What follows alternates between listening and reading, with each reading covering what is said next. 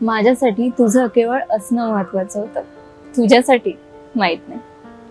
तुला आठवतंय तू पुस्तकाचं पान आणि पान वाचायचं आणि मी पुस्तक वाचताना तुला। पुढे त्याचं काय झालं?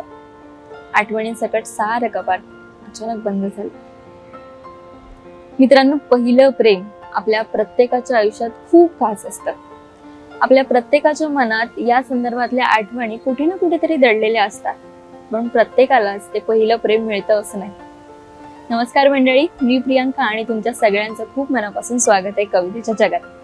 आजचा भाग विशेष आहे कारण की आज आपण एक प्रेम कविता पाहणार आहोत। अपूर्ण राहिलेल्या प्रेमाची एक छोटीशी गोष्ट पाहणार आहोत। आजची कविता ही विशेष आहे, भागही विशेष आहे कारण की ही कविता कथनात्मक स्वरूपाची आहे। कवी आहेत विंदा करंदीकर। सुरुवात करूयात आजच्या भागाला। आपल्या कवितेचं शीर्षक आहे थोडी सुखी थोडी कष्टी। फारा दिवसांनी आली माघारीनं माहेराला, फारा दिवसांनी आली माघारीनं माहेराला, स्टेशनात भेटला आणि ओळखीचा टांगेवाला।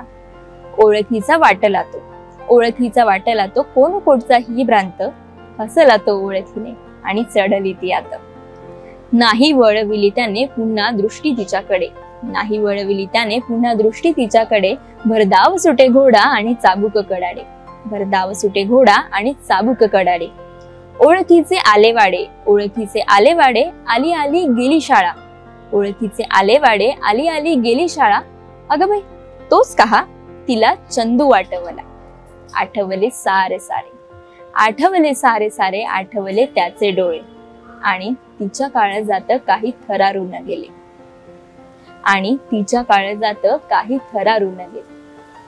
फारा दिवसांनी आली माघारीनं माहेराला, गल्लीतल्या घरापुढे त्याने टांगा थांबविला। नाही वळविली त्याने पुन्हा तिच्याकडे दृष्टी, नाही वळविली त्याने पुन्हा तिच्याकडे दृष्टी, माहेराला भेटली ती थोडी सुखी थोडी कष्टी, माहेराला भेटली ती थोडी सुखी थोडी कष्टी। कवी विंदा करंदीकर। मित्रांनो, आपल्या प्रत्येकाच्या आयुष्यातलं आपलं पहिलं प्रेम खूप खास असतं।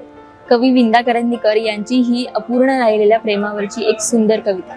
तुम्हाला ही कविता कशी वाटली आम्हाला नक्की सांगा।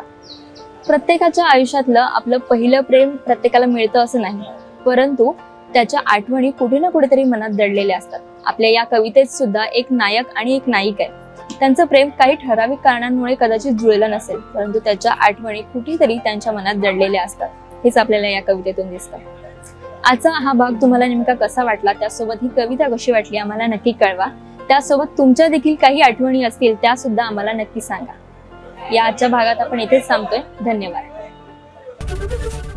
एबीपी माझा, उघडा डोळे बघा नीट।